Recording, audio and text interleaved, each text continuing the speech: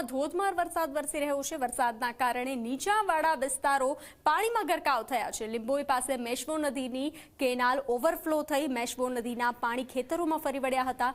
ખેડૂતોની જમીનનું ધોવાણ થઈ ગયું હતું।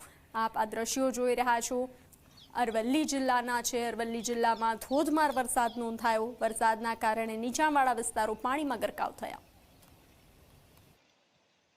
અરવલ્લીની અંદર મેઘરાજા મહેરબાન થયા છે અને સવારથી જ મુશળધાર વરસાદ અરવલ્લીના અનેક વિસ્તારોની અંદર ચાલુ થઈ ગયો છે। ત્યારે આપ આ જે દ્રશ્યો જોઈ રહ્યા છો એ મેશ્વો નદીના છે।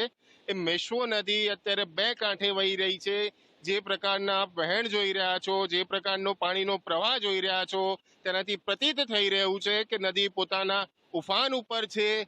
તોફાન પોતે આવરિત કરી લીધું છે નદીએ, અને જે રીતના વહેણ ઉપરવાસની અંદર વરસાદ થયો હતો, અરવલ્લી જિલ્લાની અંદર વરસાદ થયો હતો, તેનાથી આ દ્રશ્યો જે છે એ દ્રશ્યો બિલકુલ નયનરમ્ય છે, પરંતુ એટલા જ ખતરનાક છે।